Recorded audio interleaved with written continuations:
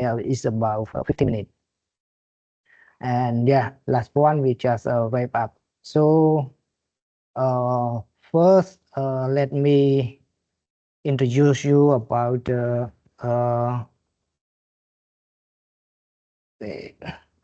project. So let me share you with.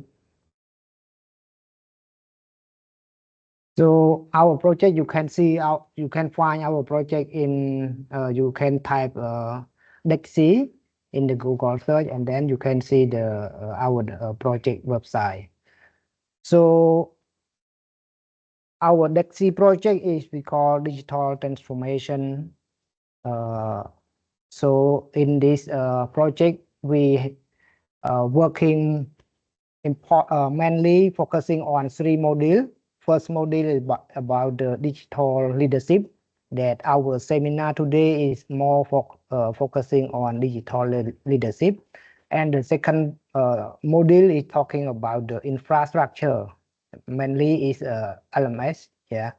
And then the third module, yeah, talking about the pedagogy approach, yeah, in terms of digital teaching and learning. So all the information about the project, you can visit the website of our project. And the module, you can see all the 3 modules in 4 languages. I think 3 languages, yeah. In English, in Khmer, and in Laos. So if you, I think the our participant today is not only Cambodian but also from Laos as well.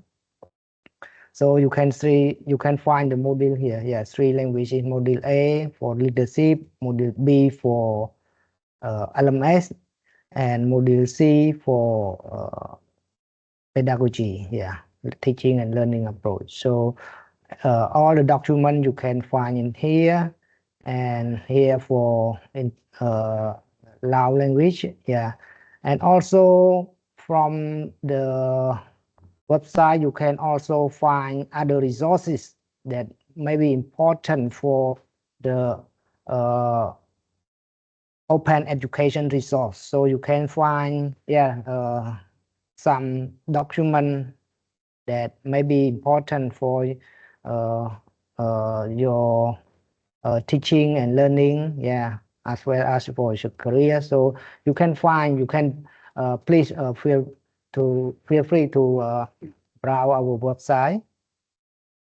And also it's about the network. Yeah, we from the project we also create a network. Yeah, we call Erosia Digital Learning Network. So in here we got not only just a member of the project, but also the external member from our project as well. So some member from the Cambodian University, some member from Lao University, Lao University, yeah, and another member from Malaysia University as well. So if you are not from ITC, not from Heng Samrin Thong University in Cambodia, so if you want to be a member of our project, please contact us as well.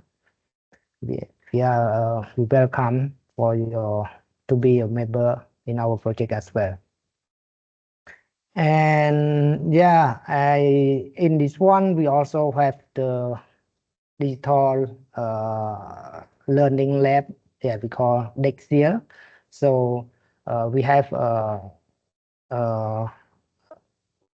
DEXIA that is stated in the project, in our project. So one is in Malaysia, University Technology Malaysia, UTM, and another 2 is in National University of Laos, and another 1 is in Institute of Technology of Cambodia in ITC. Yeah, I think this about our project. So please feel free to browse our website. And our project is 3-year project. We are going to end within this December, yeah, shortly. So I think this shortly about the project. Okay. And so I think without delay, I would like to, Prof. Nordin already come here or not yet? Already. Okay, so, Yeah. okay, good afternoon, Prof. Nordin. Hello. Yeah, good afternoon. Okay, so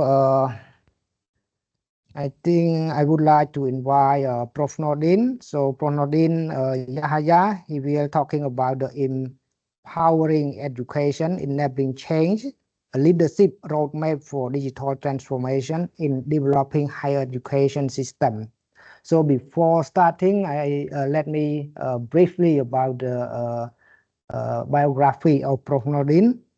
So Prof. Nordin is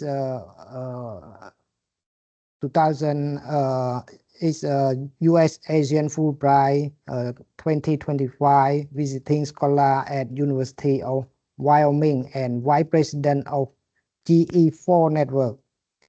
He was a professor of structural engineer at University Technology Malaysia (UTM), where he also served as a pro-vice chancellor, international graduate, dean of graduate study, and director of ACAP. He is currently the coordinator of the Erasmus Plus DEXI project and a member of International Advisory Board of Biruni University, Turkey. With over 35 years experience, he focused on higher education, internationalization, and leadership development. So, Prof. Nordin, the floor is yours. Thank you. Very good afternoon to all distinguished guests, educators, colleagues from Cambodia, especially. Thank you for the introduction, Dr. Molly Chan. Can you hear me well? Yes, clear. And can you see my slide? Yep. Okay. Please slideshow. It is already supposedly in slideshow. Let me check Not again. yet. Not yet. Yeah. Stop sharing first. Let's see.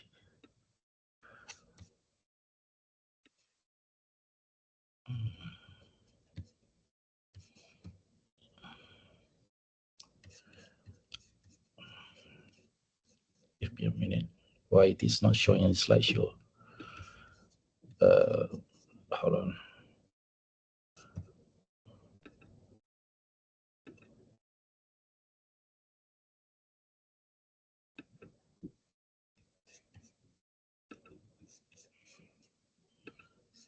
Probably you make a slideshow first and then you share later. Yeah. That's what I want to do, yes.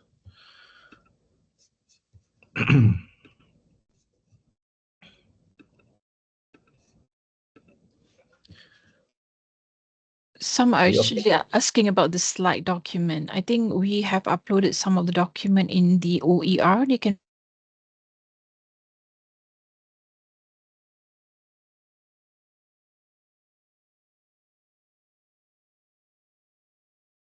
Now it's good, Prof. Nordin. So, but now you are mute, so please unmute. All right. Okay, good. It is a great honor for me to be here. Sorry for the interruption.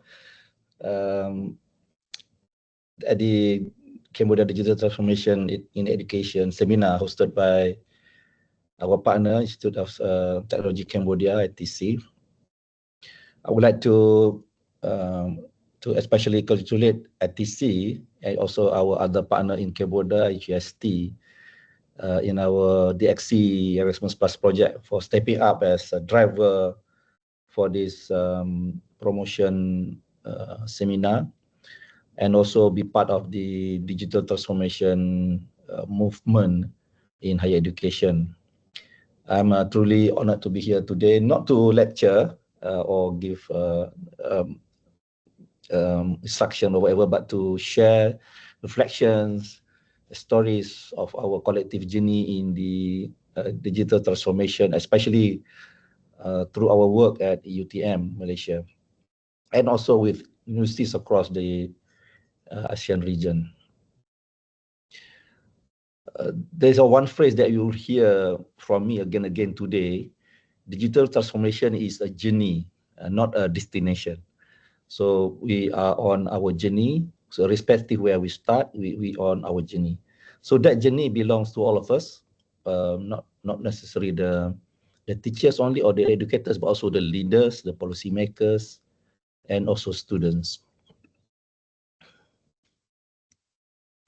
So we'll be talking about digital transformation and leadership in higher education, and also things like empowering what matters to in higher education in terms of digital transformation, and some sharing a little bit about digital transformation roadmap, how to drive digital transformation in our institution, especially in higher education, and the context that I'm talking about in developing higher education system in developing countries and not in advanced countries.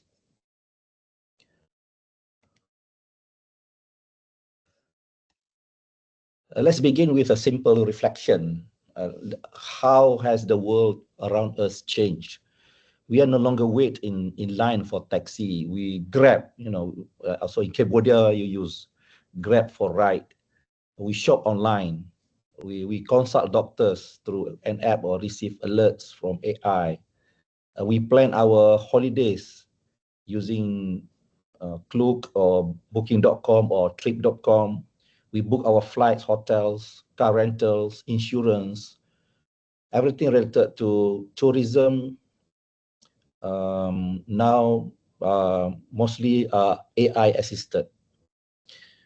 We pay our shopping most in our transaction using QR codes, transfer money online instantly, and in some of the government services in many countries now, they go online or what they call e-government. And if all these sectors, transport, in tourism, in health, in banking, in government have gone digital, then we ask ourselves, what are we doing in education, higher education? Then why not we are doing the same in higher education? So we must ask this question, are we leading this transformation or are we being left behind? Higher education cannot be the slowest. We are the brain. We are supposedly driving the nation in terms of education, intellectual discourse, and also educating our students. But our institution cannot be the slowest wagon in the train. So we must move with the times. We must reimagine how we teach, how we support students, how we run our universities. Because the world has changed and it's not slowing down. And let's bring this conversation back to higher education. We have seen how digital transformation have reshaped everything else. Now we have to ask, what about our universities? So digital transformation is no longer optional. Our Sorry, students Prof. Sorry? Sorry, we cannot see your slide. You cannot see my slide? Yeah. What happened now?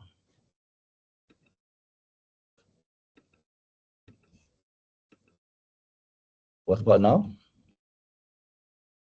Yeah, now it's okay. Okay. Thank you. What did I do? Okay.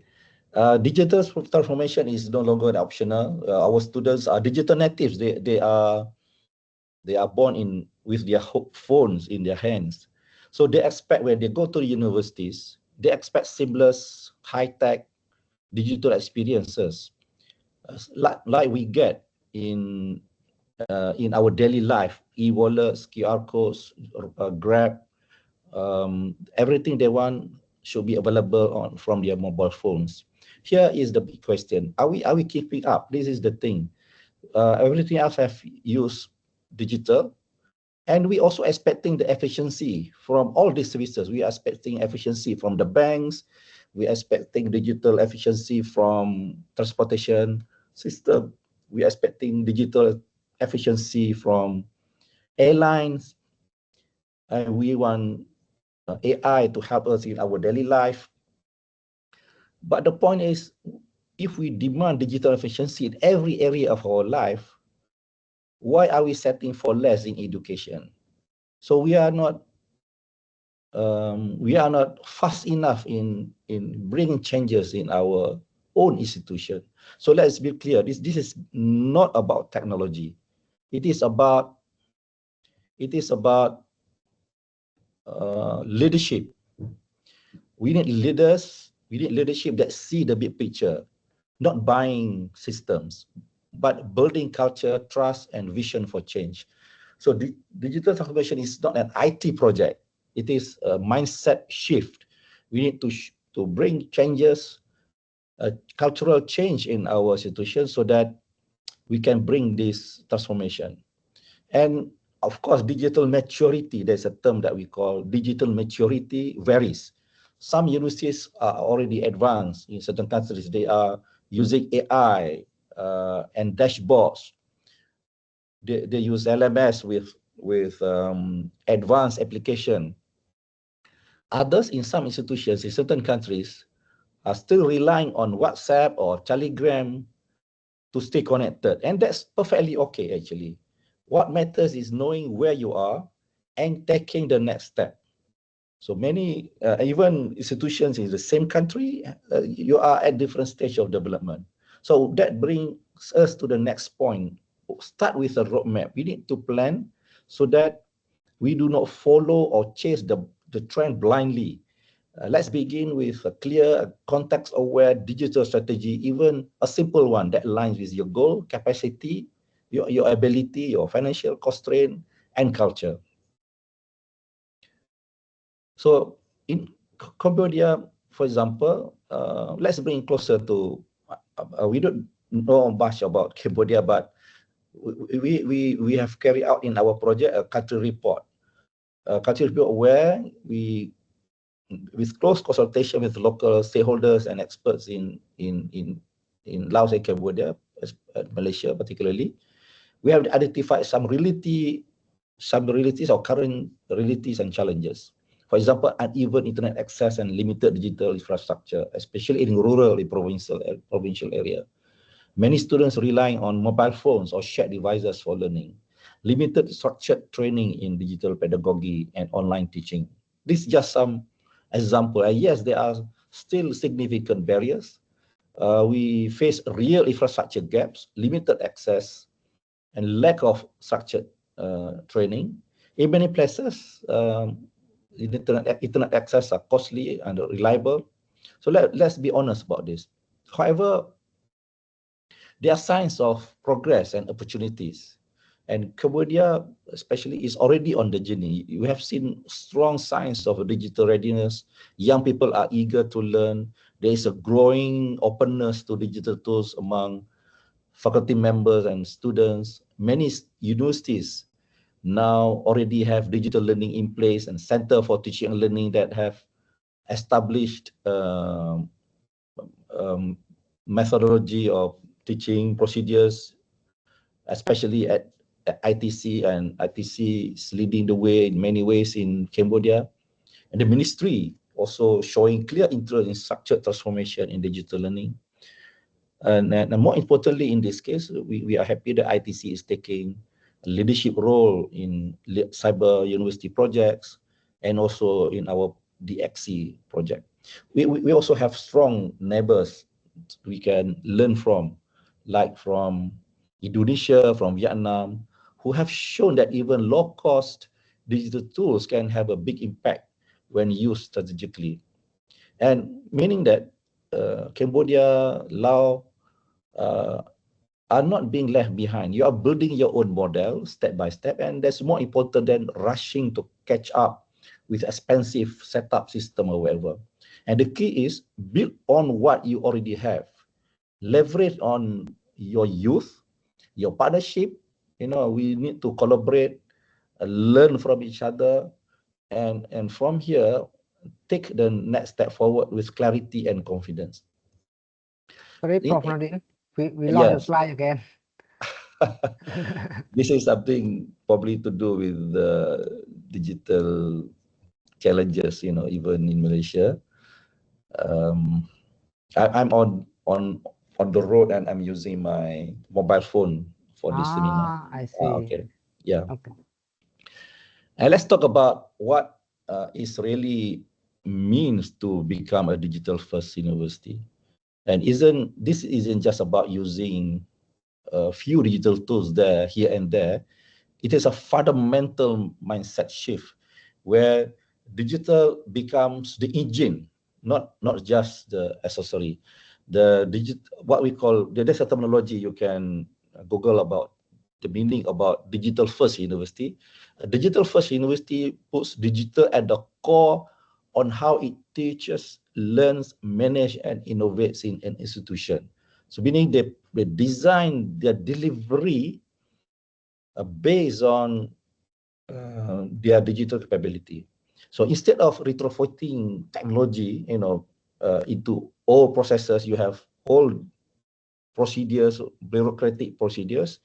It designs system that can be born digital, meaning it can be done in flexible way and responsive way, and more importantly, addressing the students' needs. What the higher education in many forums called student-centered system. What does it look in practice is the universities that embracing online and blended learning. This is part of your mainstream, not just emergency fallback during COVID pandemic, for example. Leveraging on AI platforms for real academic support, content generation, coding help, and even administrative efficiency. In many of our daily management or administrative matters in our life as academician, we have a lot of administrative matters to settle, financial claims, approval for traveling, for travel, for searching, for purchasing equipment and whatnot. So if we have if you design our delivery using digital mindset, digital system, we were able to change things and make things more efficiently. Offering in terms of learning, offering micro-credentials and modular programs, allowing learners to build their skills that are relevant or industry aligned and stackable. These are terminology that usually used in flexible learning. Making data-informed decisions. So top management can make decisions based on data. They allocate budget based on data. They plan their universities for next 5 years based on data.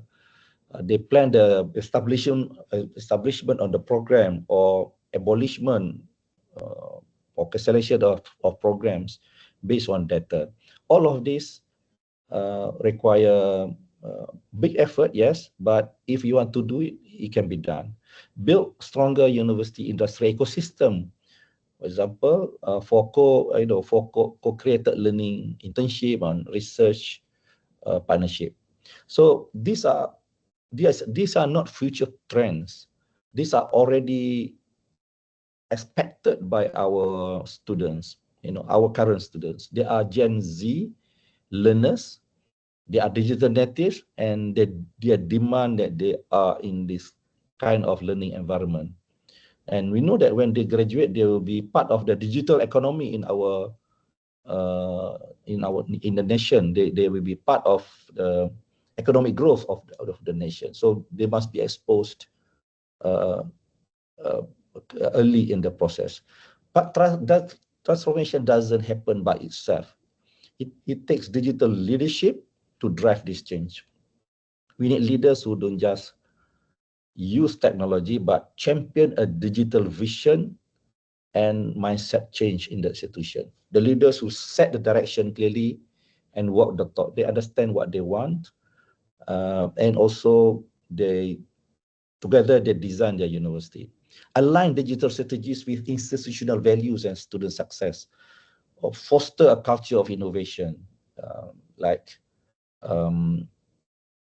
sure that everyone is included, they have inclusivity policy in place, and also ethics are being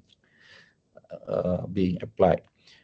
Invest in staff upskilling. We know that staff, various skills, some are senior staff who do not have confidence in using digital tools.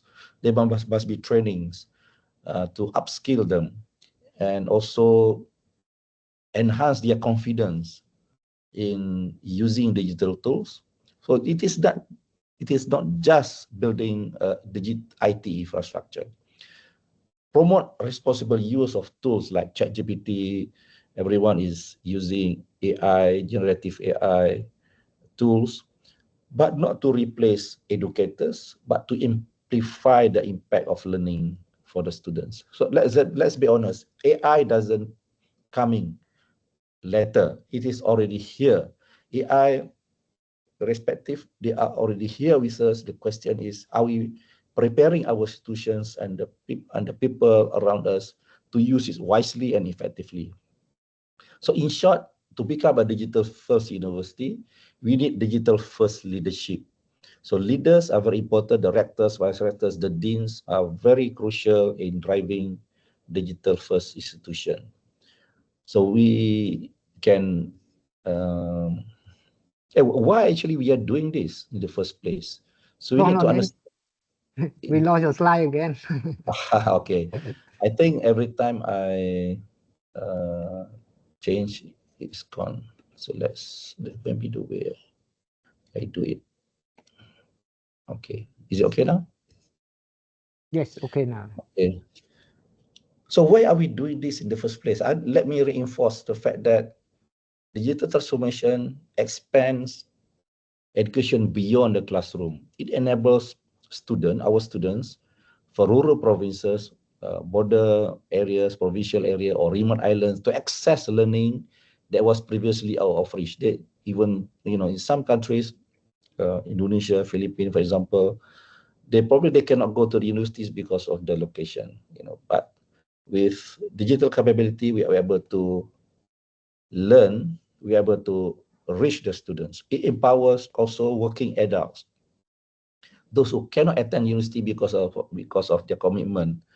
They want to upgrade themselves, but because of restriction of physical bricks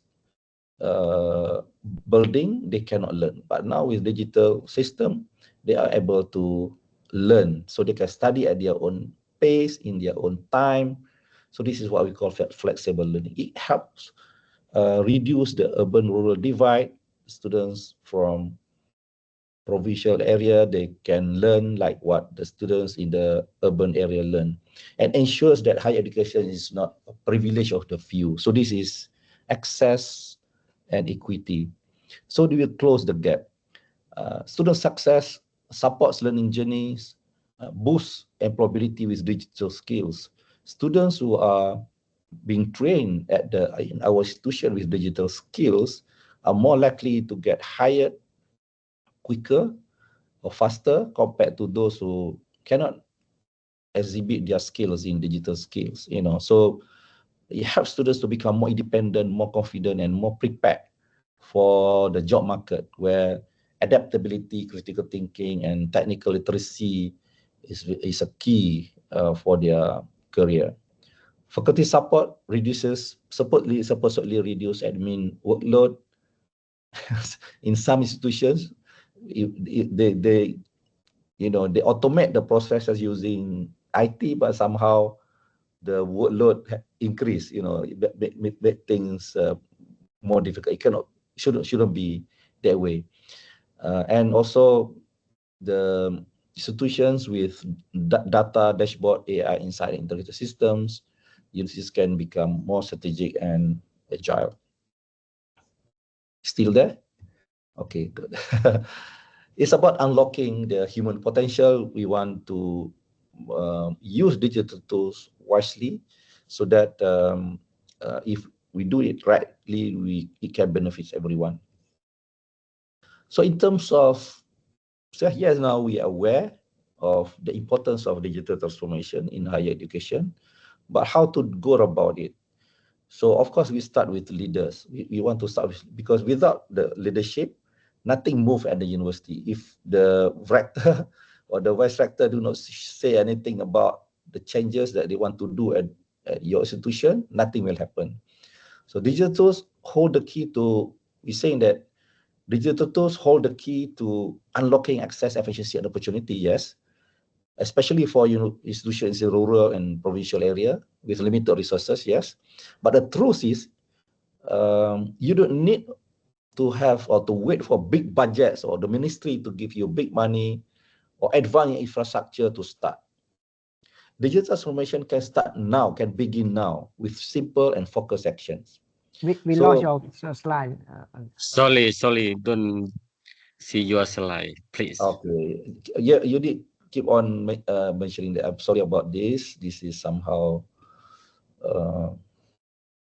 I'm not whether because of the line or because I touched something on my screen that make the slide disappear. So this slide again, this is 5 practical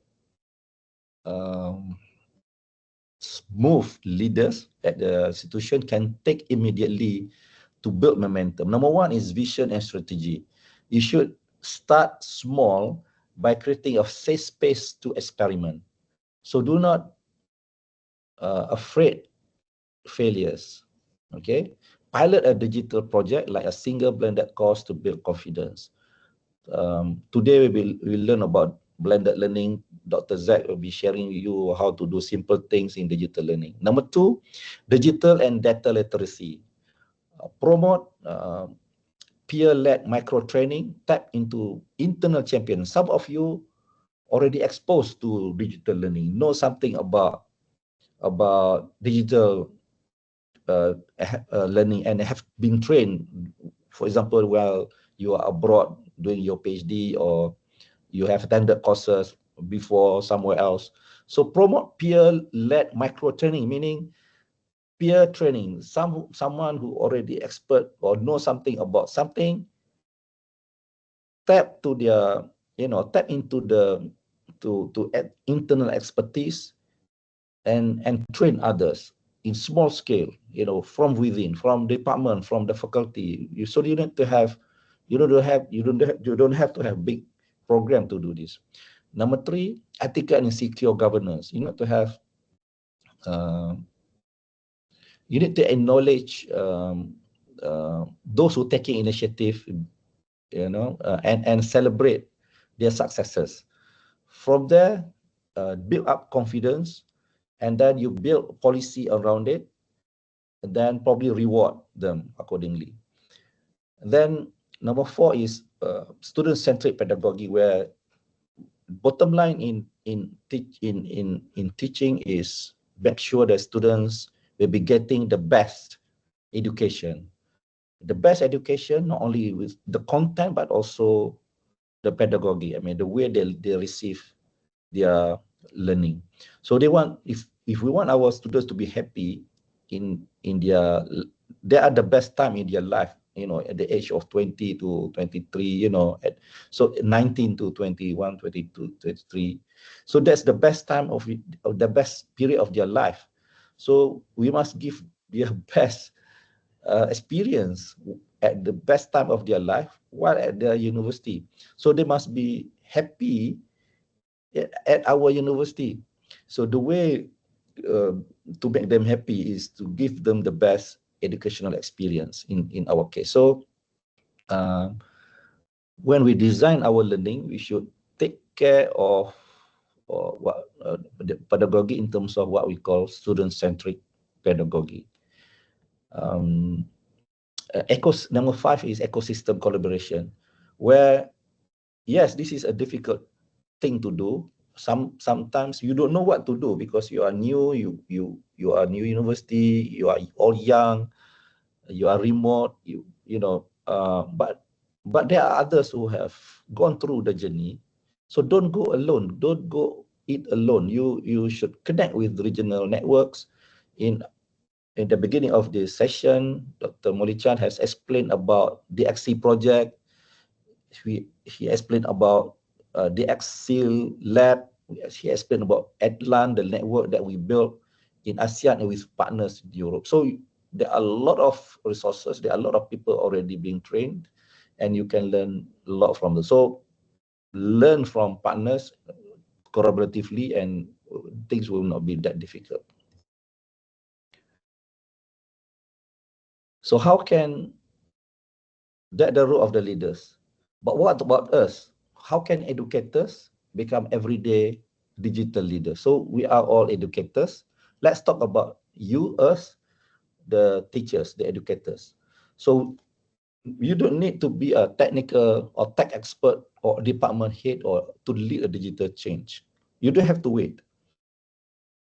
Everyone, every educator, regardless of titles, you can be a digital leader on your own by taking small steps, everyday actions that impacting the students, that inspire others. Start where you are. One tool, one idea, one step forward. If you think about giving the best experience for our students, we can do something about digital learning. So leaders isn't about perfection. Yes, they may say something about this, but we as educators, we can do a lot of things ourselves. So it is We about lost your sharing. slide again, bro. It's all about. The It's all slide. about. Yeah. Okay, I'm sharing again. It's all about sharing. It's all about sharing what works. Being open to trying. So do not afraid that things going to fail. Learning as we go. So stay curious, experiment, reflect, and keep growing. Digital transformation is not a destination; it's a journey of continuous learning.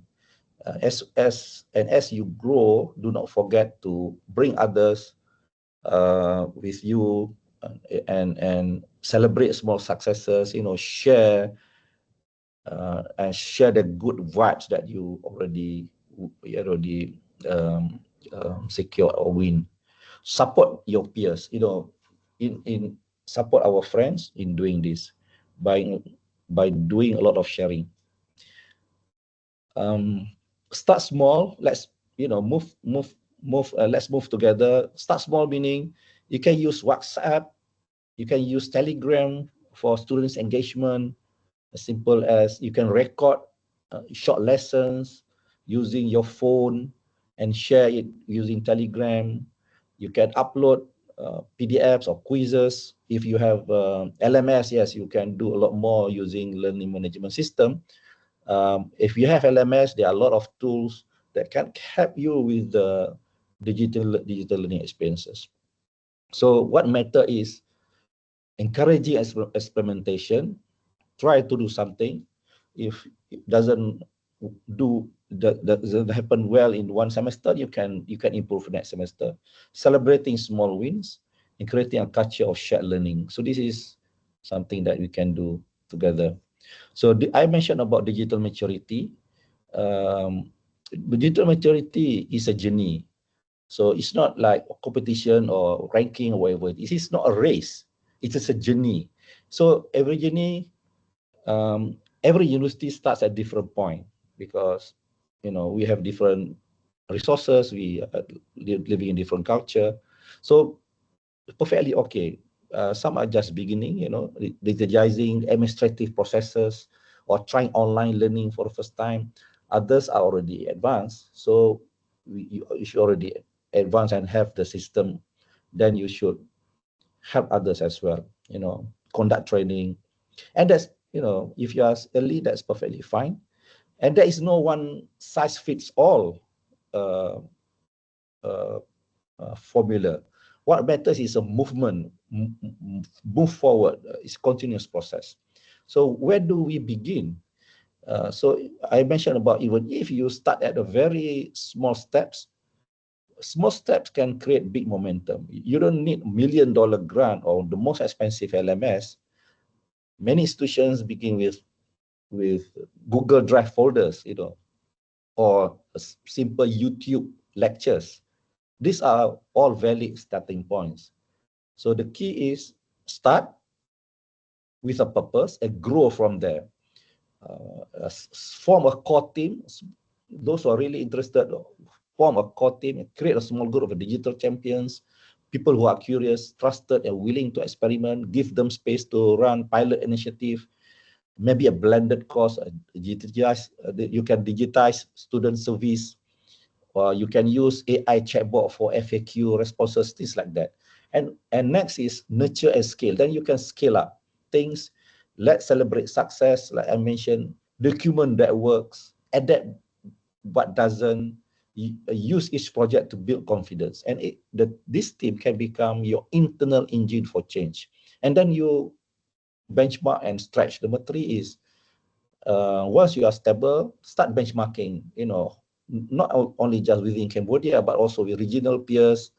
You may look universities in Malaysia or in Vietnam or in Europe or Australia, how they are integrating AI into learning, automating feedback, or using predictive data analytics, how they use data for decision making, how they use digital systems in their operation and daily operation of the university. And use their maturity level. Maybe they are, if you are level 1 or level 2, and maybe they're level 5, benchmark against what probably in level 5, if the 5 is the highest, and you can shape your ambition. You want also be like them. And the goal is not to jump ahead. If you are level 1 or 3, you want to jump straight away to level 5, but you keep on moving. Well, if you do not start, then nowhere you can go to level 5. Start number 1, number 2, level 3. And although you start from 1 to 3, it doesn't have to be slow. You can move fast if you can do it successfully. So We lost the slide again. I honestly do not know what happened. Never mind, I keep on doing this, sharing.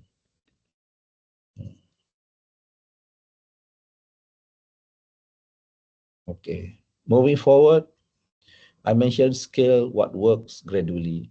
Once your digital practices show promise, don't rush to scale everything. Start by expanding what works into more programs. Probably you start with only one program, you can do with more programs. You can start with one department, then you can do with 2, 3 departments, and then you can do one faculty, you can do 2, 3 faculties, and eventually you can do for the whole institution. Introduce hybrid learning, automate routine admin tasks, and then you can start bringing in AI. So the scaling doesn't mean forgetting the human side. So build feedback loops, listen what educators and students say about it, adapt based on their experiences and their complaints, and it can improve together. So what it works, grow it, but grow with care. So at the end, a truly digital first university is not just about adopting technology, but it's also reimagining how we teach and learn and lead with purpose. So in this journey, you are not alone. You're not alone. Let's take a moment to reflect on how far we have come and where we are headed next. Today, UTM, ITC, and also University of Hang Samrin, Tongkhamun, and UHST really work together in the XC project. We are at the end of our project now. We have officially established a network. So before that, Dr. Modichan also mentioned about the XSEAL lab, where it is established at ITC, where there are a lot of resources that we compile within our project that you can have access, and some of the resources actually have been translated into Khmer language. So it is intentionally designed to provide to have the widest access as possible in our in your country. And probably Dr. Z after this can also Dr. Molly Chan can share the address that you can access the XC lab. And through this project, we have created shared resources, open learning content, all designed to help institutions to leapfrog faster with confidence into the future. We also have established Euro-Asia Digital Learning Network. We got EDLAN, connecting Southeast Asia with digital learning leaders from Europe and beyond. We're also proud to welcome 5 new EDLAN members from Cambodia, Sui Freng University, SRU, National University of Management, Cambodia Academy of Digital Technology, Dewey International University, DIU, also University of Kratie. Oh, this is, I'm not sure whether all of them actually are from Cambodia, but by the way, I think all of them are from Cambodia. Thank you very much for supporting EDLAN. We also welcome other institutions who are willing to be in our network. Although our project is finishing by end of the year, but we are really hoping that our network can grow further. We can do things together. We can strengthen our collaboration. We can bring in new energy, in this digital learning dialogue and collaboration. So we look forward, we look ahead and offer this invitation to everyone present in this forum. So in ASEAN, Malaysia now is the chairman of ASEAN. We work in solidarity in action, not just words, but we really want to work together and with shared progress. We co-create and we try to support each other as much as possible. So let me leave you with 3 words that have anchored our entire journey: unlearn, relearn, and learn. So in this digital transformation demands us to unlearn outdated habits and some assumptions that no longer serve our students, things already outdated, but we have to relearn, to engage, support, and inspire in this digital landscape, and keep on learning. Keep on learning. We have keep on learning. Even myself, already retired, I am still learning. We have to learn in openness and commitment to grow together. So digital transformation is not a race. It is a journey. It is not a destination. It is not a race, but it is a journey. So we keep on moving forward. It requires courage to begin. We need to have collaboration to sustain, and consistency to grow together. So that's all. Thank you very much. Let's continue our journey together as a partners. Thank you very much. Thank you. Yeah. Thank you, Prof. Nordin. So yeah, we have unlearn, relearn, and learn. Yeah, 3 words to remember. So yeah, so now we can have some minute for questions. So for participant, if you have any question, please.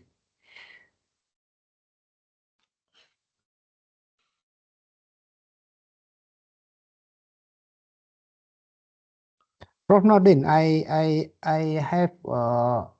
want you to share the experience in case of UTM. So like in Cambodia, so actually the government, we don't have exact like a digital framework or digital leadership or vision of the digital and right so far. So the university work like individually, one by one. So as you know, like some university, they have good infrastructure, good vision on digital, but some university is not the right, not the same page of the.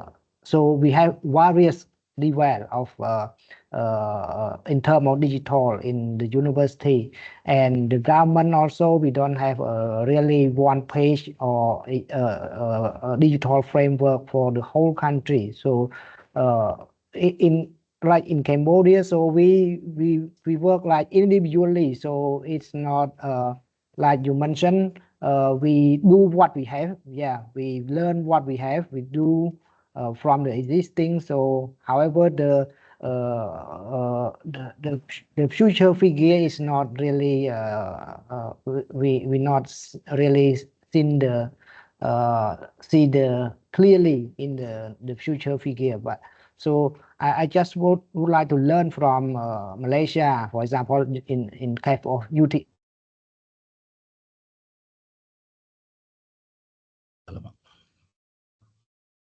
You're muted. Molly, you're mute. Oh, sorry. Yeah, so I like in Cambodia we have a different level of higher education, and then in the country level as well, we don't have a national framework on digital.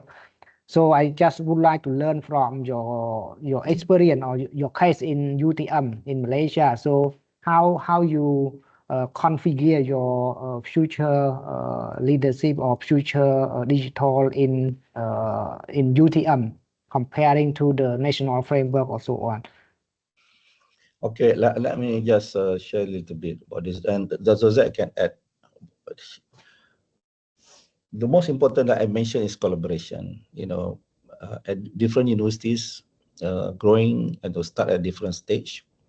Some are very established universities, some have big large resources, some are not that much.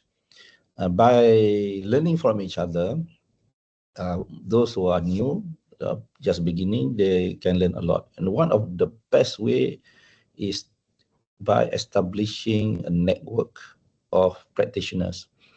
Okay, we started in Malaysia mainly when we first started.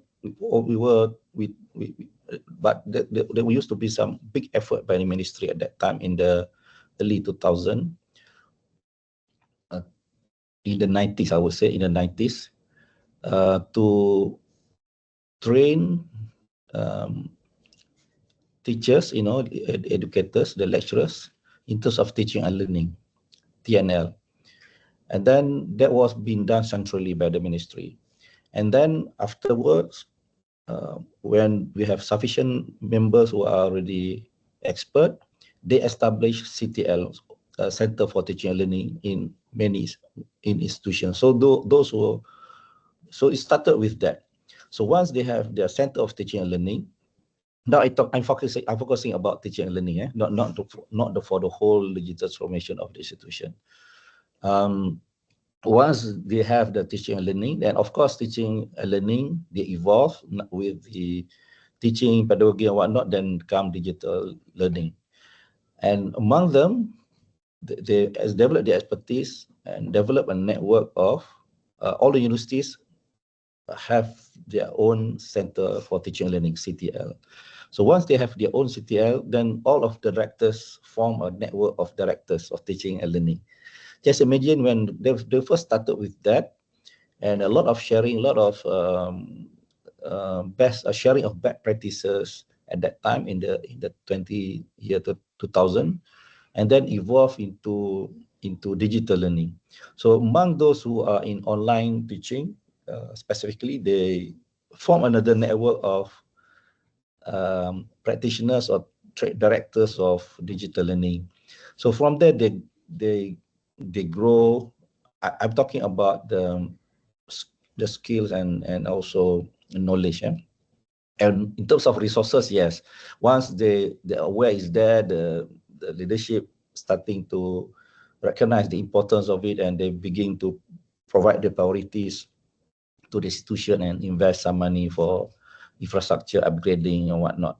So of course that would come together with digital infrastructure for other purposes as well.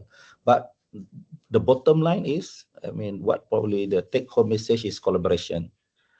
So now, if in Cambodia, for example, you don't have to start with all institutions. If you have 100, you don't have to start with 100 universities. You can start with maybe 10 universities who already have Center for Teaching and Learning and form a network. Formalize it. If the ministry wants to come in, then fine, they can sponsor the establishment of network. In Malaysia, yes, it was supported by the ministry, but most of these are actually started by the institution, and later on they get the support from the ministry. If it is formalized under the ministry, even better, probably you get some support from them.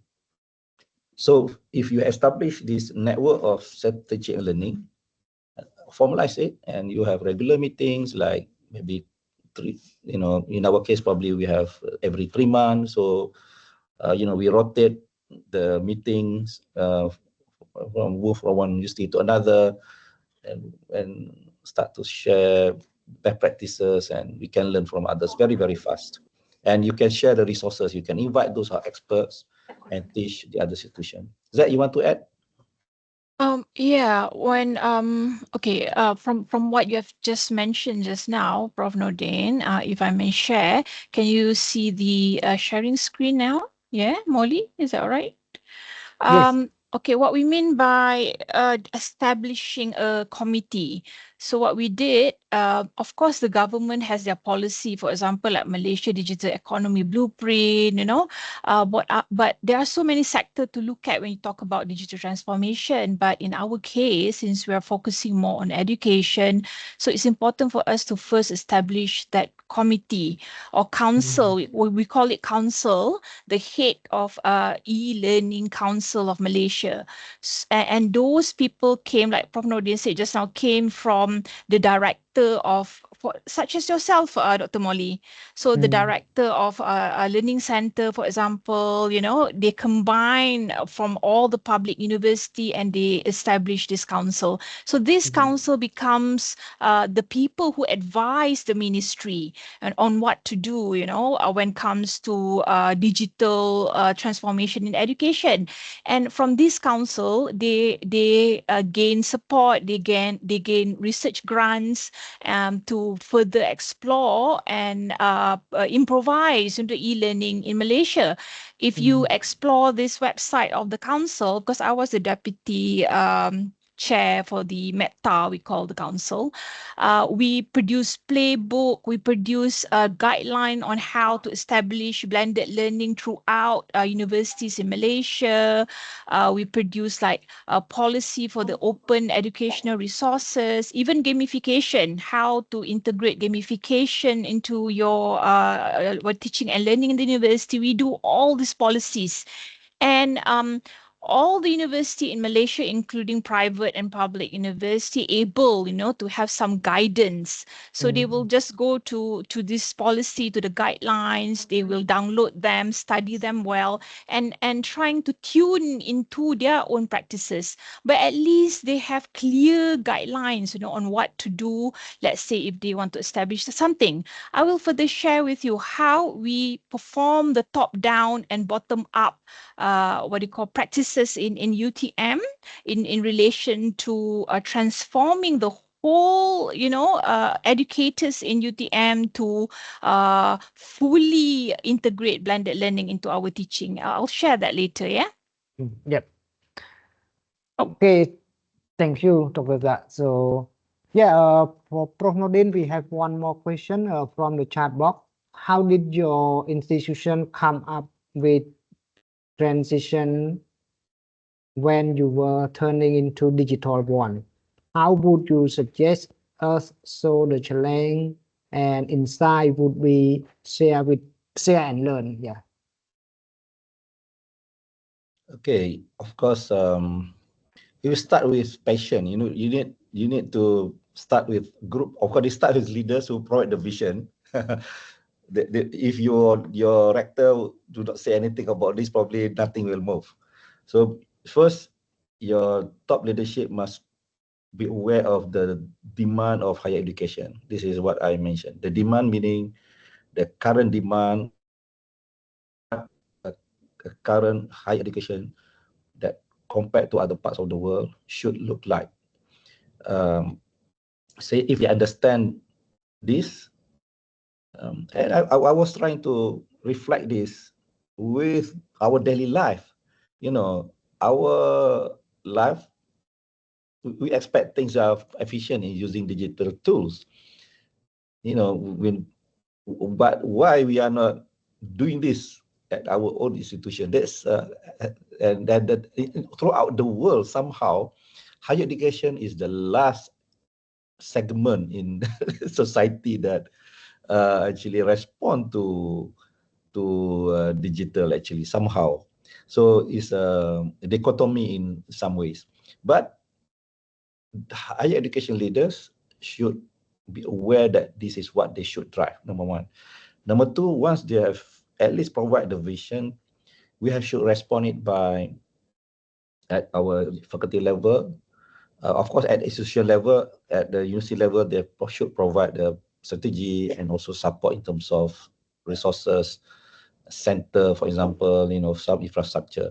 But at faculty level, at educators level, those who are passionate, you cannot expect everyone straight away passionate about digital learning. It is something that probably natural for certain people, for young people, but not for the seniors. They are not. They find this difficult. So you need to encourage them. Those who are already really brave enough to try something, try at small scale, and then share it. I think I mentioned it clear enough. And of course, you have to celebrate successes. Those who are really successful in doing this, you should provide a reward for them. In this case, in Malaysia, Zed is showing some of the examples that even at the ministry level, they recognize educators who are really, this is an award by the minister. Minister come up with a very good reward, and Dr. Zed is one of those who have received the national award, the highest award that given by the minister, who delivering digital education. So we should celebrate success at the university department level, faculty level, celebrate success, provide small rewards for them to encourage them to work together and do a lot of sharing, provide the platform for them to do the sharing and encourage others to come on board and doing this. And celebrate success, reward them. And this should encourage them to move faster. Zed, you want to share your award? It's just that I think when it comes to rewarding, that's a very important criteria that we all should not take it lightly. There are phases, isn't it? We start with the department level, and then we try to polish, the staff who want at department level to go into university level. So it goes by stages. And in UTM, we have a center who are responsible to polish this stuff, and we once they have won the university level, we will polish them and groom them to go to the ministry level. And in my case, they have polished me to go to the international level until I won the UNESCO award and so forth.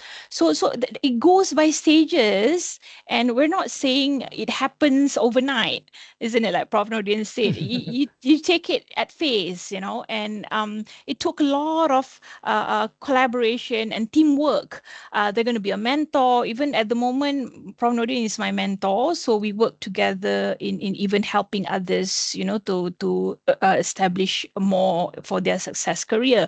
So this is the important strategy. Perhaps if we're not doing it yet, maybe we can later, try to strategize in that way. Yeah, thank you. Thank you. Okay, yeah, good, thank you. So I think now it's time to move to the next session. So thank you very much, Prof. Nordin, for your insightful presentation or sharing. Yeah, we appreciate. Okay, so before we start to the Dr. Zed, so I would like to share to the participant the link. I send you the link in the chat box, so you can see the link and complete the information of your information, so that we will send the e-certificate to you to your email accordingly. So yeah, please complete your information. So without delay, I would like to move to the next session. So the next session will be held by Associate Professor Dr. Zaleha Abdullah. She is an expert in visual communication and education technology. Her creative work has enhanced UTM branding through impactful video, infographic, and social media content.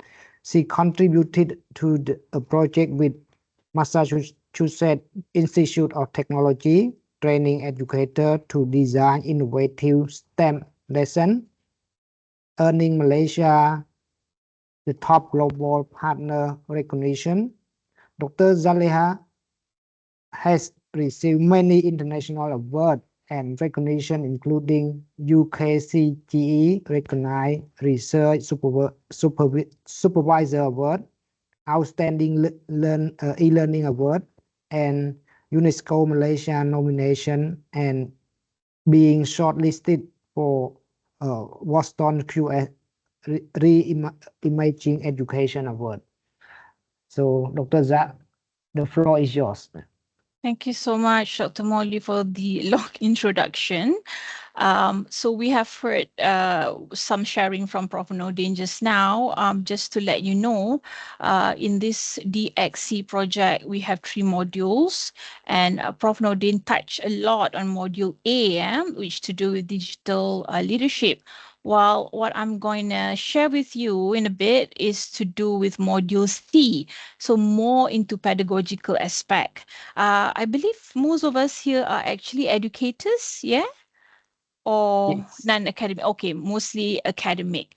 I hope you will find this useful. But as I said, I believe, I mean, like even ITC, you're quite advanced in integrating LMS. Yeah, I can see that. It's just that maybe what I'm going to share relate to, perhaps we have some misunderstanding when we talk about blended learning. Yeah, so let's have a look. I'll share first the slide.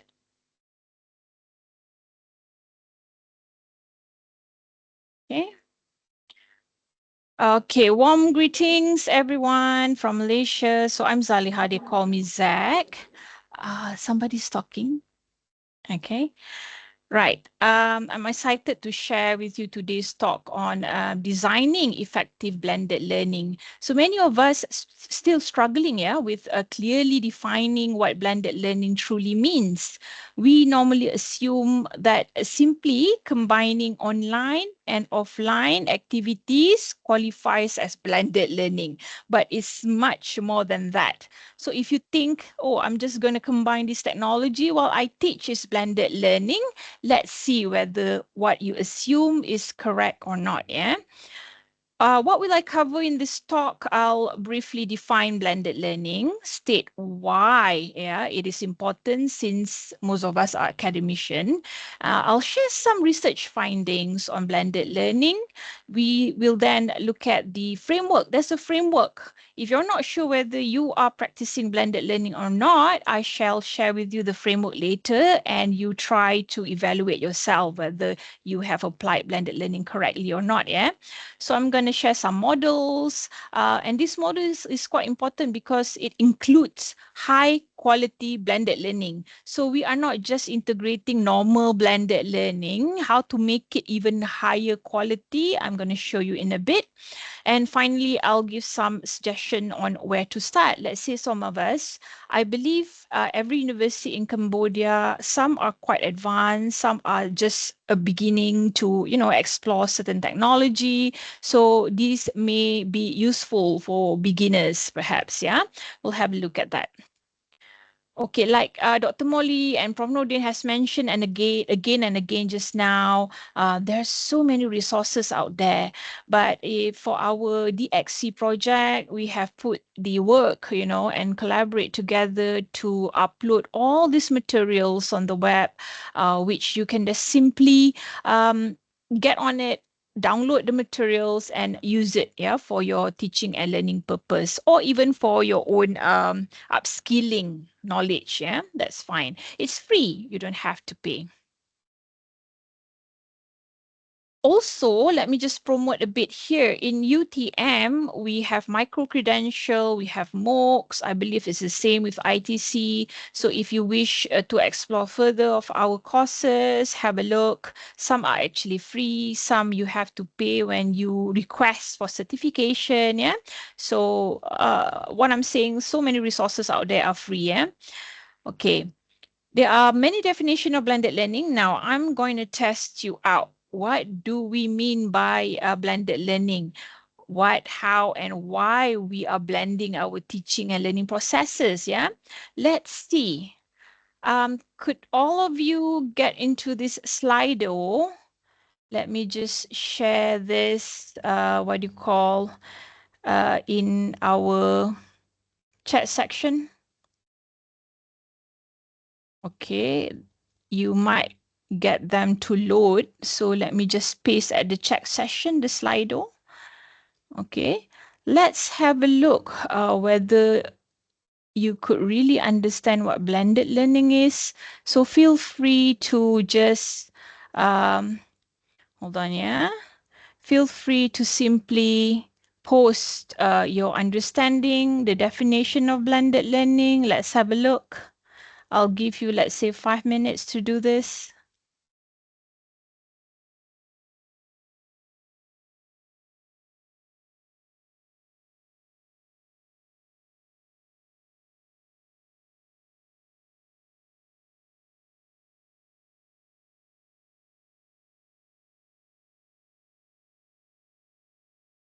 Okay, some of you said OML, mixed teaching method, interesting.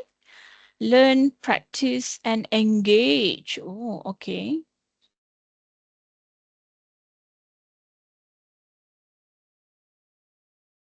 Some are still typing. It's a bit lagging, that's fine. In person and online learning, okay. So you're saying face-to-face and also online learning, okay.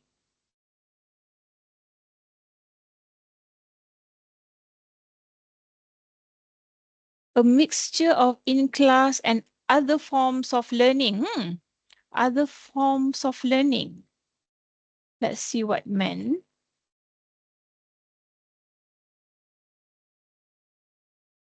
Some are quite advanced, stating the OML, you know, for the machine learning, since we are so into AI these days. What else? Learn, okay, learn, mix. Okay, mix face-to-face and online, okay. Actively participation online and in class. I like that word, active participation. You are doing it now, quite active. I'm happy that you're active because normally after lunch, people will be like in their zone. Digital tools, teacher. Oh, okay, you recognize the role of teacher. Great. Okay, we'll wait for the one participant to type. Learn from different forms. Different forms. Okay, I can relate to that. That actually to do with certain strategy, I believe. Right. So thank you. Thank you for your participation. Okay, let's go back and have a look whether what you have posted really define, you know, blended learning. Okay, I'll share it again.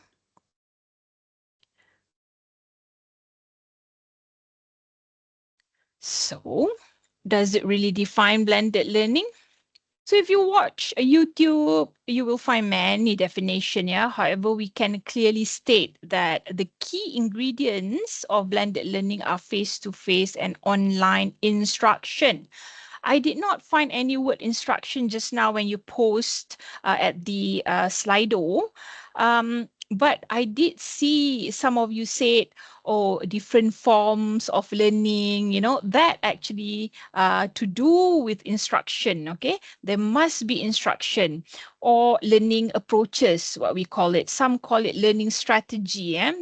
Let me emphasize that there's a word of instruction, involve learning processes, approaches to learning. I will touch more on this. But before we go there, most of you get it right, yeah? Face-to-face and online instruction. Meaning not only face-to-face and online technology, there must be instruction in it. I'll explain more, but before that, quiz time. Okay. Let's do the quiz. The first question. For this one, I would really appreciate if you could just type in the chat section yes or no. Okay. We'll browse the chat section. The first question. Okay, let's see.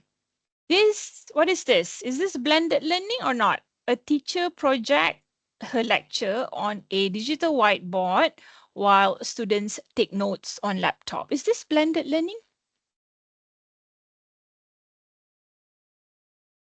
Let's see some answers. Yes, no? Yes. Oh, some say yes. Thank you. And I can see that there's music going on at the back. Oh, yeah. Okay, how about the rest? Let me just have a look here.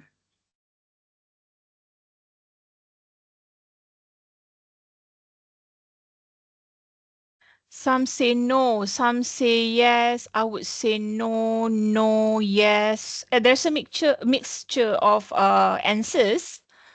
Okay, okay, okay. So the answer is no. So who answered no? You got it correct, yeah?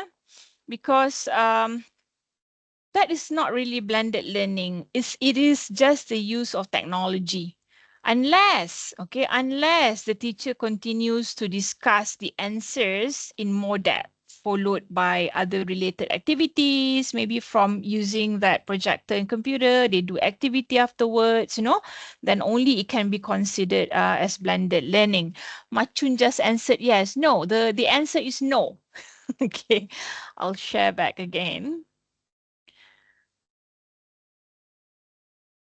There's a problem of me. Hold on. Okay. So the answer is no. The teacher is just solely using technology for his teaching. There's no connection at all to blended learning. How about this one? For homework, students watch a lecture on the independence of Laos or Cambodia, let's say so, yeah.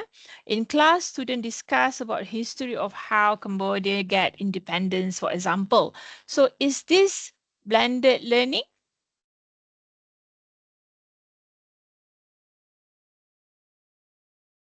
Let's see the answer at the chat section.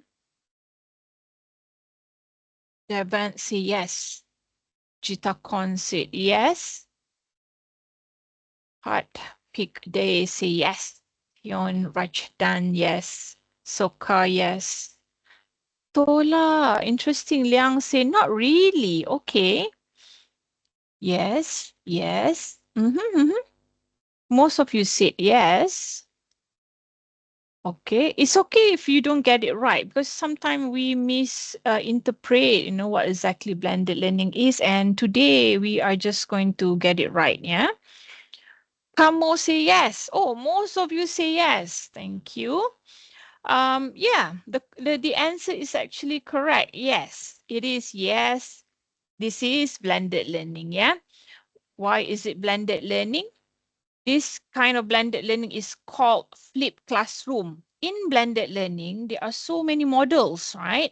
And one of the models is called flipped classroom. So teacher posts question and let students explore online at their own pace. So they're able to pause, rewind, forward the video as they like. So whatever you do it in the classroom, when you use this model of flipped classroom, you're not going to do it in classroom anymore. If you used to teaching, giving lecture in classroom, this time you will upload, your lecture video where you have pre-recorded on the system or or on the Moodle LMS, you let the student watch first before coming to class. So what they do is that they will further discuss in the classroom after watching that video you have posted online at home. Yeah, so this is blended learning.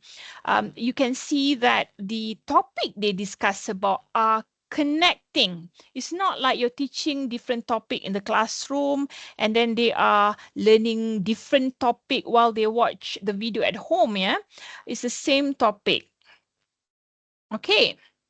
So in summary, face-to-face and online must be interconnected. So combine online and offline modes of learning.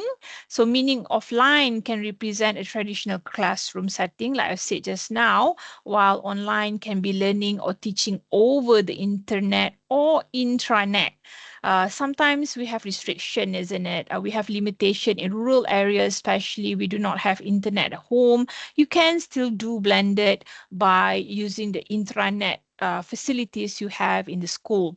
So in Malaysia, we have a policy.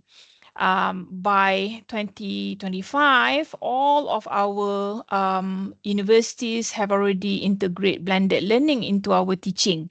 It is stated, how do we define blended learning? We must integrate around 30% to 80% of online learning, in our teaching. So for example, in UTM, we have 14 weeks of one semester. Yeah, in one semester, there's 14 weeks. So we can't be applying online or teaching via Microsoft Teams or Zoom or WebEx all 14 weeks. We can't do that. But maybe we can divide them, less than that, or covering, let's say we want to do 50%. So instead of 14 weeks, we do it 7 weeks of online, and the rest, it must be combined with online, for example, yeah? Okay, but the point just now, interconnected. You must assure there's interconnection, yeah, between the face-to-face and online, and only you can declare what you're doing as blended learning.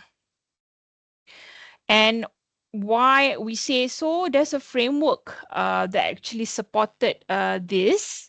Some of you may be familiar, some are not, what we call as TPACK framework. We must develop a solid understanding of content. Let's say these are the 3 components in blended learning you have to hold on to, meaning when we apply blended learning, we are the expert in the content. Okay, like myself, let's say I teach graphic design. So that's the content expert.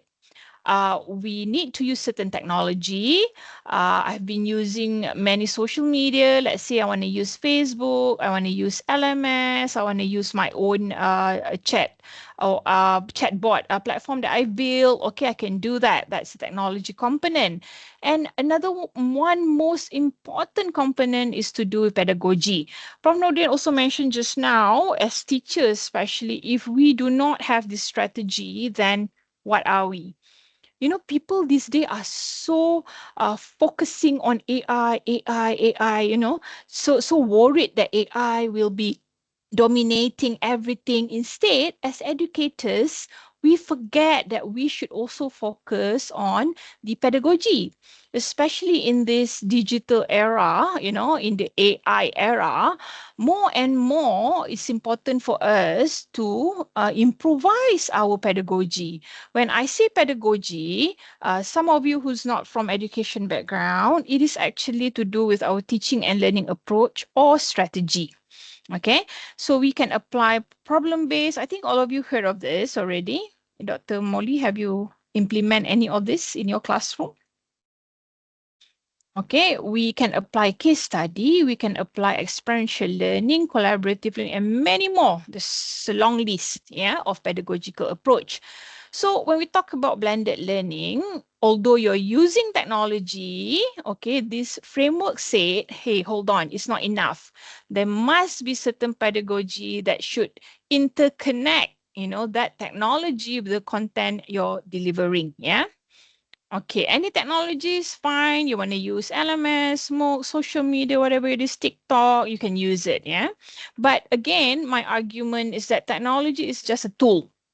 Okay, if you don't use this tool properly and strategically, the learning won't be efficient. Okay. So again, why is blended learning important? Yeah, we want to know that. We're just trying to refresh back. Some of you know that already. This is the blueprint that we have in Malaysia. Okay. This Malaysia educational blueprint mandates that at least 70% of academic programs must integrate blended learning models, yeah, by 2025 this year. So it means we already have, for example, if we have 2,000 courses, 1,400 of them are already integrating blended learning. Yeah, and the government has a system to monitor this. For example, let me just share with you. The top down, okay, the government said we have to do this. So in UTM, we have developed this system to make sure that all of our educators are integrating blended learning. Okay, I'll show you the system.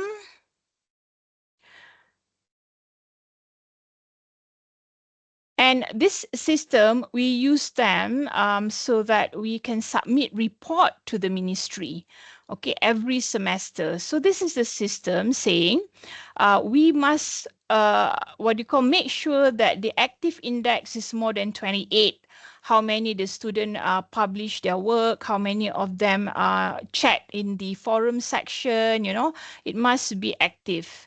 And then the course outline, at least we have to post one course outline introducing to the student what is the course about, what is the expectation, and so forth. Yeah, we must do this before the semester begins. Resources, notes, video, name it. Everything, you have to post more than 7 resources. Activity, you have to perform more than 3 activities. You can have a quiz, no, not just quiz, that's different, that's assessment. You can have a forum, you can have a lot of activities. You can attach to, let's say, other tools of Padlet, Kahoot, and so forth, and do it in the system. More than 3. Assessment, you have to conduct quiz, test, even examination, we do it in the system, yeah, so more than 2. And finally, if you do all this, let's say you do 1732, we call it, you will get the level 4 of blended learning. It shows that congratulations, you have achieved the 4th level. However, if you want to get higher level and you want to get the certificate, like this part here, I didn't achieve level 5, yeah, because I've developed my own platform, and for this course I use a lot of AI platform. This one, I've developed this AI platform for my students, so I use that a lot. But for the rest of the subject, I still aim to get the certificate.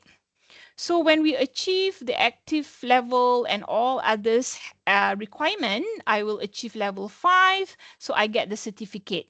And this system will compile the report and send to the ministry to prove that, you know, we have achieved what the ministry or the government has aimed for. Yeah. So that's an example of how top down and bottom up. So bottom up, we give them award or certification. Every semester, if you don't achieve, the head of department will call you up and consult you. Okay. Back to the slide just now. I hope I don't bore you. Okay, bear with me. So a bit, and also when we talk about why do we have to integrate or practice blended learning, we are now educating the generation alpha. I hope you are aware of this. Like, I have 2 alphas in the house. They even learn, you know, to do mathematic history using the VR device at home. So can you imagine when they go to school, they don't get such exposure, they can become really not motivated. Yeah, so they are very digital literate. Even their parents have no issue in communicating or using any technology, right? So yeah, by the age of 7, I think many Gen Alpha children are already screen literate. You are aware of this. I hope that when they go to school, you know, they don't just end up with chalk and talk and the teachers reading book in front of the classroom. Yeah. So we as educator, are we truly ready to engage them in some sense? And to truly engage them, there are so many strategies like I've mentioned just now, and I shall share with you in a bit. These are some of the insight, you know, on importance of blended learning. If you're interested, you can further explore research that has been conducted. Even ourselves, we did some case studies of blended learning in Malaysia, and the current research, again, case study on blended learning. Why are this research important? Because you need to understand in your context, your own context. Maybe you're teaching maths, so you have to look at those who have conducted studies in mathematical field, you know, what works, what does not works. You can learn more from the findings, yeah? So how does blended learning looks like? There's so many models. I've touched on flipped classroom just now.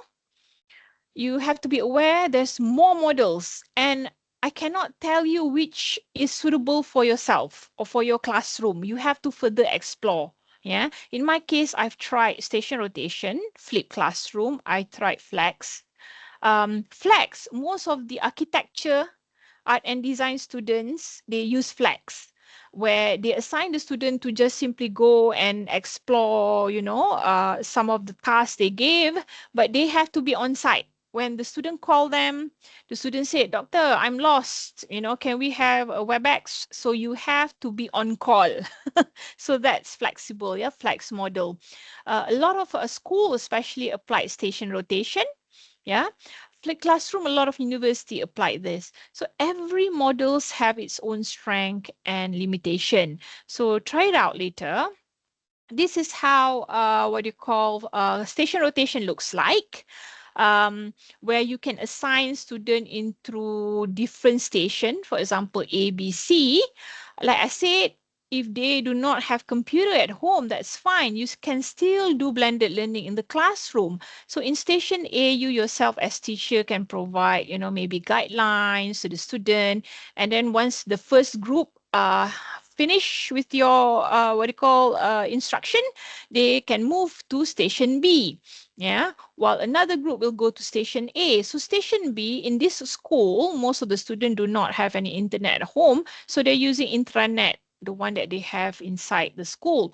So they assign the student to do online tasks. Yeah.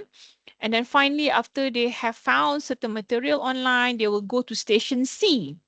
Right? In station C, let me share again. The thing just disappeared. The same issue just now. Okay.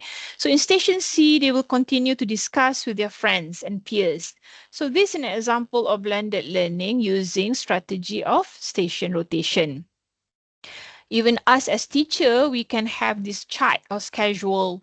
You divide them into certain group, and you tell them at certain time, group 1, you'll be at station B, and then 9:30, you'll be in station C back to station A. So you can arrange it this way, yeah, as teachers, if you have more, quite a big class, isn't it? Okay, but when it comes to lab rotation, this one happens, I have cases before my students reach up to 100, you know, like in a big hall. I cannot do station rotation. So I did lab rotation, and I do not have computer in the big hall. So after my briefing, you know, I'll just assign them to go computer labs, or they can sit in cyber cafes or coffee shop, you know, they can get into their own computer and try to do whatever task I have given them. So this is more like lab rotation kind of approach. This is flip. I've mentioned just now, whatever traditionally you have done now, you can do it now online. Yeah, so you just flip the previous method. Okay. Okay, enough with the model. Now we want to know how to design high quality blended learning. Okay, to assure that your blended learning is effective, you need 4 of these ingredients. You have to make sure there's student ownership, There's personalized learning. You have to give mastery-based education while you use blended learning. And finally, you have to build relationship. Yeah. So these four, what you call ingredients are very important. What do you mean by this? When you do blended learning, it doesn't matter you choose flip, classroom, station, rotation, model, or whatever. You have to give student agency of ownership. So you don't just chalk and talk. You integrate perhaps project-based learning. You give a project, you give a case study maybe, so they have to put their own effort to learn more. Okay, but you have to tell them. My experience, when I do not tell them, they thought that I'm lazy. You know, the teacher just simply give me tasks and then let us do the task ourselves. I tell them first before I start the class, look, I'm applying case study for this class. How does case study works? Blah, blah, blah, blah. I explain to them that first, then only I release them, yeah? And I train them to become independent learner. You know the thing when they ask me, doctor, why is it like this? Doctor, why is it like that? I will hold myself from answering. No, I will not answer you. I will provoke with certain questions to them to allow them to think and give the answer to me back. Okay, so this is how we can also give ownership to them. We also have to practice the personalized learning. Okay, different student, different style of learning. We have to be aware of that. And you need to provide them with a platform where they can learn at their pace. In e-learning or in the Moodle LMS, there's 14 weeks, isn't it? When we have uploaded all the notes, you know, the videos, some students, they do not want to learn from the first week. Okay, so when you have completed your Moodle, at least the advanced student, they will start at 6-7 weeks of notes and materials. So this is what we mean by personalized learning. I don't want to learn the basic, okay? But those for undergraduate, but for postgraduate level, it's even further. And we normally apply what we call Hutagoji strategy. Have you heard of it? Hutagoji? Hutagoji is a strategy where this is at a higher level because our postgraduate students are all working individuals. Some of them are a director of certain center, you know, they're somebody. So we must give them ownership and personalize their learning. They will tell us, look, okay, I give you this assignment, and they can argue with us. You know, this assignment doesn't relate much with my workplace. Why not I do it this way, but the content is still the same? You must allow that to happen. That is Hutagoji. Okay, so you negotiate with them on how you're going to assess them. So that is at higher level. And normally we apply Hutagoji for postgraduate students, but not undergraduate. Yeah, this also helps with their personalized learning. Some of my students at postgraduate, when I give the personalized learning, we have set assignment. Look, assignment 1, you have to submit next week. Okay, but if you personalize the learning, they will tell you, no, I'm too busy. I want to submit now. You must allow them to submit now. Sometimes you have 3 assignments until the end of the semester, but they say, I want to submit all 3 assignments now. Yes, you can do that. Okay, that's Hutagoji. And then we have mastery-based education. Here is quite, you can assess the student if they have achieved certain skills, you know, they are able to complete, observe, recite, identify, recall, they are at level 1, they are certain level. For this, maybe you can apply gamification method, yeah? Those who think they are at level 2 or 3, they can just jump into higher levels, but they cannot move until they master certain level. Okay, this is mastery-based education. And normally for subject that requires them to really master the theoretical part, isn't it? Certain subject. So you can use mastery-based education approach. So they have mastered the theoretical part level 1, and only they get to the practical part level 2 and so forth. And finally, relationship. This is important. Student teacher, student, mentor mentee, you need to provide this platform. My student, they did say, look, I'm not comfortable, connecting to you via Moodle, LMS. Can we have different platform? I said, yeah, why not? What do you want? So we negotiate, they want Facebook. So we go to Facebook. These days, they want TikTok, right? So I start to use TikTok. But to support my teaching, not to teach fully in TikTok, yeah? So you have that kind of relationship, establish a certain platform that they like, we do this. And we become more of a mentor-mentee, we support each other. Even for my PhD students, I create a what do you call, community for them. If I send email, I will not send to just one. I will send to everybody so they will know each other. We establish that platform where they feel comfortable, then only we release them for learning. Yeah, so the relationship is very important. And this is what we define as high quality blended learning. Okay, for the rest, where to start? Some of you have started, that's fine. But maybe if you want to change your model of what you call a blended learning after this, you may experiment with it, yeah? First thing first, if you really want to apply blended learning, you need to shift your role. You are no longer the lecturer, you are only the facilitator, yeah? This role is totally different. Like I said, you want to give tutor or you want to lecture, make it online. But in the classroom, you discuss more, you're like their peers, and you provoke them with more thinking and so forth. You're just a facilitator. You can assign them to work into dynamic groups. You don't explain much, you just intervene. Okay, the role's changing. And then you challenge them, train them to manage their own learning. I've always said the first rule when students enter my class, I'll just ask them to install a Google Calendar, yeah, so that they can arrange or plan their studies. Let's say at a certain week, there are seminars going on in the university. I will ask them, go and book and get into that seminar, since that will help with your assignment 1 or 2. Okay, so you train them to manage their own learning and time. And try to provide enough support, prepare a user-friendly manual or guide. We don't just release them, okay, do assignment and then release them to do all the assignments themselves. You must also provide certain guideline manual at the site, yeah, where you can put it in e-learning.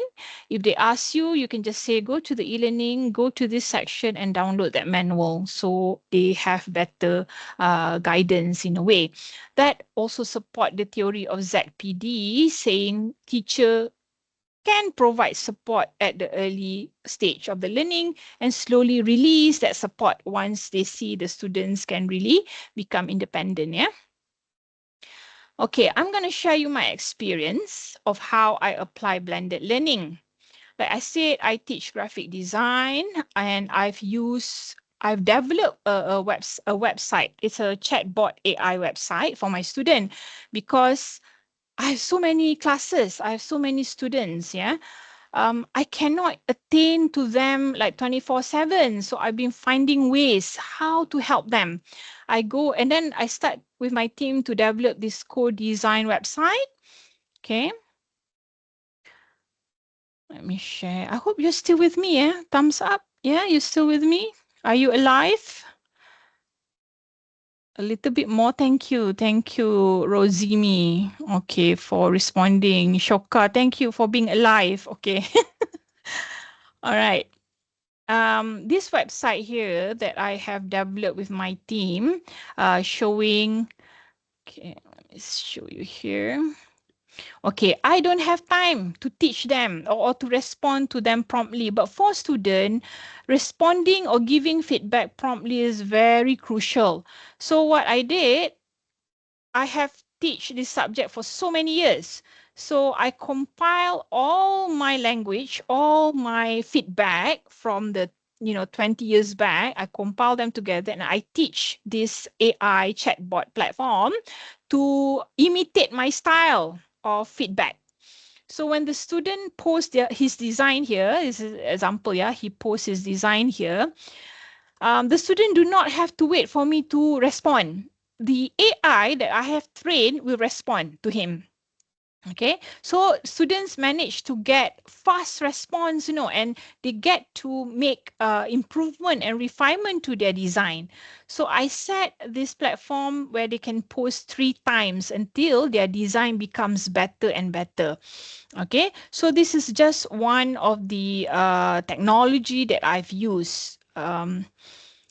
It's like, ChatGPT, but for images, yeah.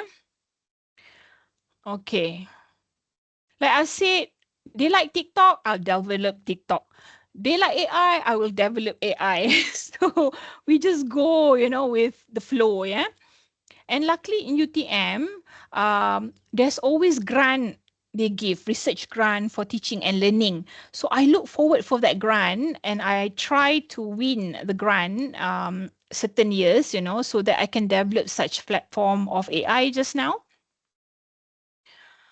Okay, so that's the platform. And then this part here, pedagogy, is how I won awards. I managed to explore certain strategy that works, that doesn't works, and I invented my own strategy. I call it Cocial. So there's an explanation YouTube here where I can share later what exactly is Cocial. I combine the cognitive and social apprenticeship. When I teach graphic design, previously during my experience, I have applied project-based learning, I have applied problem-based, I've applied collaborative learning, but it doesn't work for my context. So I keep on reading until I found apprenticeship approach, So I start to explore and I found this approach really helps with improving my students' creativity. So when you want to use certain blended learning model, you should ask yourself first, what do you want your student to learn? In my case, I want them to learn from the professional or expert because myself, I'm too attached to university, right? So my knowledge is not like the industry knowledge. And I have friends, designers in the industry, so why not? I think it would be good for my student to learn from all these professional industry designers. So that's what I want. Okay. And I believe my hypothesis is that the expert will help the student in become more creative. However, do not forget the challenges. Working with experts or professional in the industry is not easy. Okay, it can be very challenging for your students. So you must acknowledge all those challenges, list it out. And what method can help to comprehend these challenges? You must plan first, yeah? And then just now, we have looked into different type of blended learning model. You can decide which one you want to use, yeah? This is just an example how I merge the two different approaches. This is how I arrange. I will share with you the template later. So you as educator, you can plan. As how I plan here. So week 1, we have, let's say 7 week. What will I do? Okay, what is the sort of activity I'm going to do here? What is the syllabus or topic I'm covering that first to 2 week? Which blended learning approach will I use? Okay, I try to plan what should I achieve and come to high quality blended learning. What should I achieve? These are the components of the method I'm using just now, Cocial, where I should be modeling, coaching, and scaffolding the student at the first and second week. So there's plan here, yeah. Okay, I've tried a lot of technology, like I said just now. This was when I tried with Facebook. All the 13 designers for industry came and participate, but this is a closed group because they want to be close. They want to work with each other by not, other people to know. One lecturer, we have 57 students at this time. I divide into 15 groups. So in a way, what I've integrated here, they are high quality components. Yeah, which part is mastery based learning. I give them level. They can post their design 3 times until the design improve. Build relationship, give them ownership, in a way that happens. And I conducted research. We have, as educators in UTM, most of us have to do research at the same time to improvise our teaching. So I learned that throughout the study. Now, I prefer to have more than one teacher in a classroom. You know, because for me, after the experience, having more than one teacher is really efficient. One can be the bad cop, one can be the good cop. It's just like our parents, yeah, our mother and father. You know, the father is the bad cop. But at the same time, if the bad cop is too pushy, giving all these confrontational or negative feedbacks, the good cop must be there to balance out the situation. It's quite interesting in the findings, yeah. So when there are two roles here, it helps to maintain the creativity. It doesn't kill the creativity. For the matter of fact, it encourages more for the students to think creatively. So now you are the chef. I'm going to give you this template where you can download. You yourself can design your own blended learning. This template is for free. Let me just share the link with you, yeah. Let's say you don't know really where to start, how to do it. Have a look at this template, download them for free, and try it out. Did you get that? Oh, hold on. Let me just put it.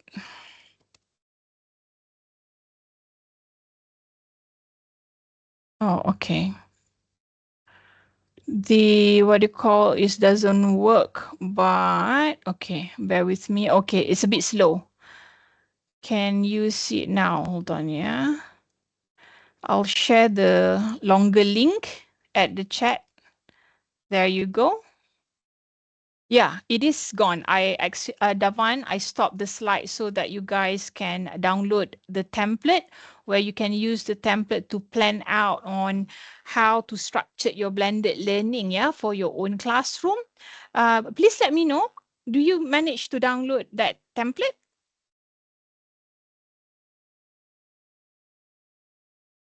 No worries. Let me know if you manage to download the templates, yeah? Not yet. Okay, wait for it to come out. Trying now. Okay. Yeah, we can download. You can. Yep. Oh, lovely. Great, great.